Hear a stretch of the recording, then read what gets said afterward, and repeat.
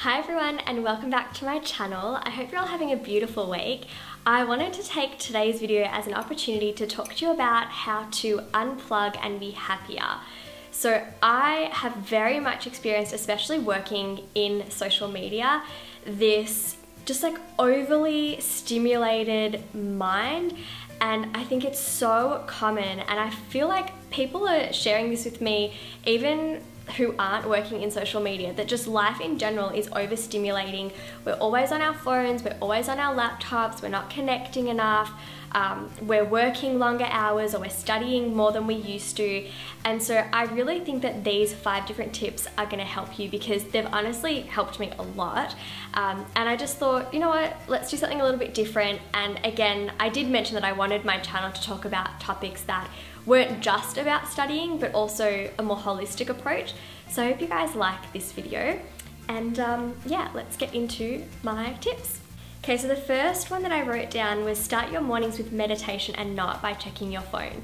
So if I recall correctly, I think I used to check my phone first thing in the morning, maybe 2 years ago. So for the last year, especially since I've been up in Sydney, I had to set some boundaries and say, you know what, I know that I get emails from overseas at 3 or 6 in the morning. I know that some people might email me at 9 AM, but it's really important that I do something for myself as the first thing that I do each morning. So every morning I walk over to my couch and I meditate for maybe 5 or 10 minutes. Sometimes I use an app, but rather than jumping straight into work mode, I'm gathering my thoughts, I'm focusing on my breath, I'm oxygenating my body, and I'm entering my day more gradually. So it's very grounding and centering, and I highly recommend you do the same. The next thing I wanted to make a note of was to leave your phone behind when you're going out for little outings. So for example, you might want to take your phone if you're going for a walk and you use it for music, like your Spotify playlist. But sometimes I'll just go down to the beach for a walk. I want to sit by the water and have that quiet time. Maybe I just want to walk down to the shops and get some groceries or some fresh flowers for the apartment, and I don't have to take my phone with me. It's really nice just to have allocated time in the day where it's phone free. It might even be if you are watching a show with your loved one or your family that you're not going to check your phone at that point.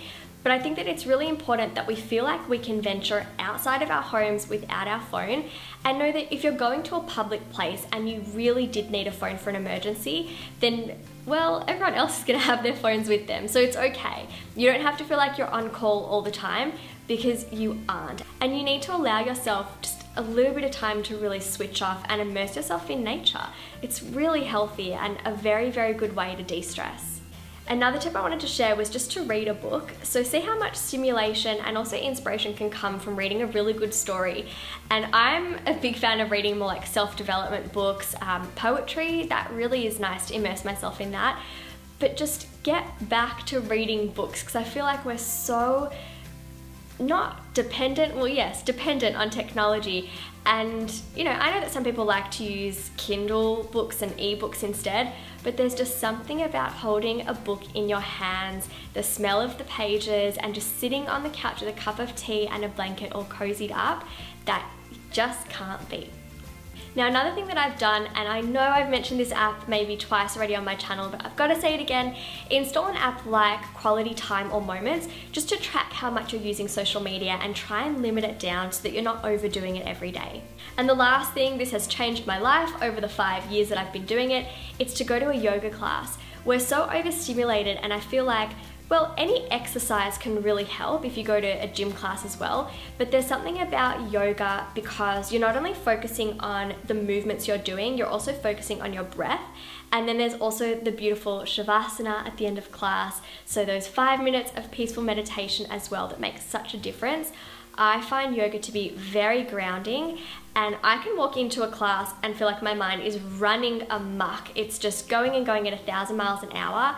And at the end of class, the best analogy I can give is if you've got muddy water and you allow yourself, or allow the water some time for all of that mud and dirt to settle, and then the water is clear and you can see through again. That is what my mind is like pre and post yoga. So comment below, how do you like to unplug? Whether there's a nice little ritual that you have, something that you do every day or every week, let's share it below and make a huge bank of ideas that we can all use. And I hope that you all have a beautiful week, and I'll see you very soon. Mwah. Bye.